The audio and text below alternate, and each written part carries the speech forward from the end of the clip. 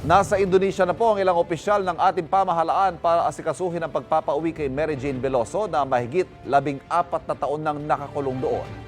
At live mula sa Jakarta, Indonesia, may unang balita si Emil Sumangil.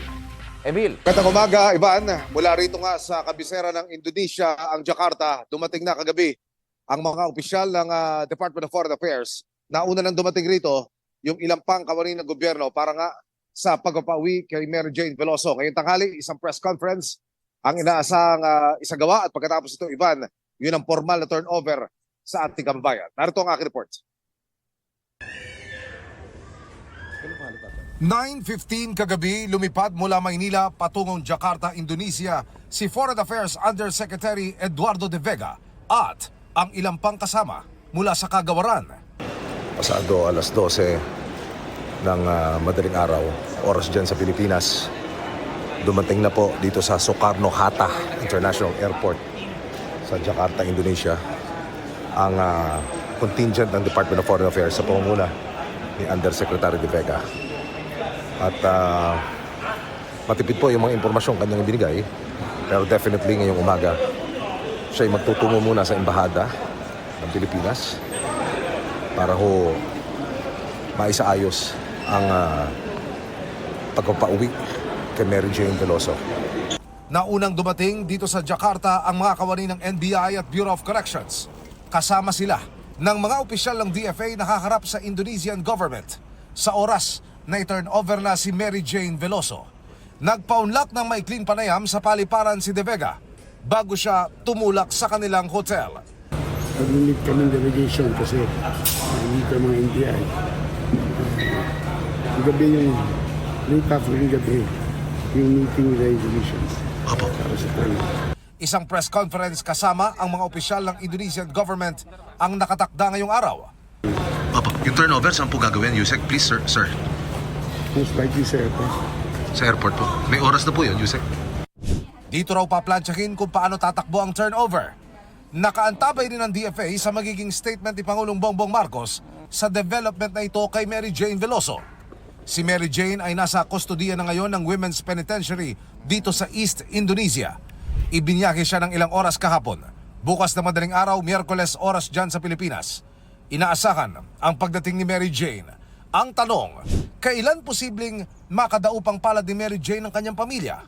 Panawagan ni Attorney Edre Olalia ng National Union of People's Lawyers at abogado ni Mary Jane, sana raw mapagbigyan ng gobyerno ang hiling ng pamilya ni Mary Jane na magkita na sila paglapag pa lang nito sa NAIA. Lalo na sa sitwasyon ni Mary Jane, halos 15 taon na hindi nakita dito sa Pilipinas. Kung makita man nila ay sa piitan, sandali lamang yan at minsanan lang, no? Doon sa 15 taon na yon. So mahalaga yan, lohika naman na bigyan ng pagkakataon yung pamilya na salubungin siya. DOJ ang in charge yan. Okay.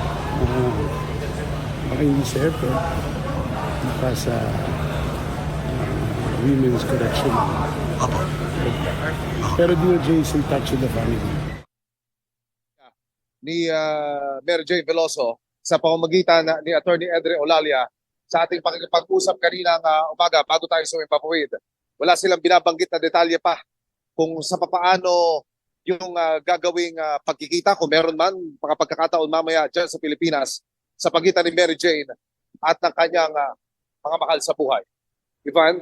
Emil, ano bang pwede mong maibahagi sa amin patungkol sa senaryo? Paano bang magiging senaryo sa pag-turnover ika mo nga ng Indonesian government papunta sa Philippine government kay Mary Jane? Diretso, Ivan, yung sagot ni Undersecretary De Vega nang makasama natin siya sa flight mula Maynila patungong Jakarta hanggang sa lumapag tayo dito sa paliparan sa Indonesia.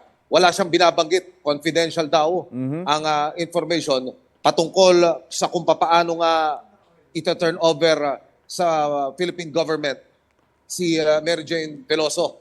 Tinanong din natin sa kanya, sakaling ilipad na siya mula rito sa Jakarta, pabalik dyan sa Maynila, kung paano yung magiging arrangement, saan magkikita, saan makikipagkita ang mga kaanak ni Mary Jane, saan ito gagawin. Ang binabanggit niya ay paliparan, pero posible rin daw na ito'y maganap dyan mismo sa Women's Correctional Facility na nasa ilalim naman ng pangalaga ng Bureau of Corrections, Ivan. Maging yun, Emil, ang hinihiling siyempre ng pamilya, pwede kayang hindi na siya idiretso sa piitan at yung clemency na hinihiling nila ay agad na maibigay.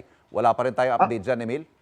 Ang binabanggit, Ivan, ni Yusek De Vega, Department of Justice ang may hawak o ang dapat sumagot sa mga katanungang yan. Pati na actually, Ivan, yung binabanggit niyang pagkikita ni Mary Jane sa kanyang mga magulang, sa kanyang mga anak, ito raw ay jurisdiction o ito ay responsibilidad ng Department of Justice. Kaya hindi siya makapagbigay ng detalye sa kung paano, kailan, anong oras, at kung saan ito pwede mangyari. Pero ang mahalaga, Emil, based on what we know, wala nang anumang hadlang, legal impediment o anuman sa pag-uwi ni Mary Jane dito sa Pilipinas.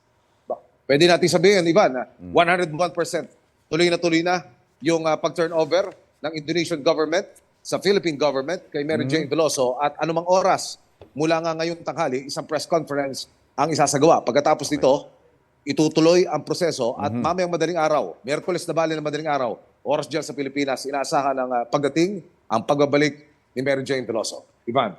Patuloy kami mag-aantabay sa mga update mo mula riyan sa Indonesia. Maraming salamat, Emil Sumangil.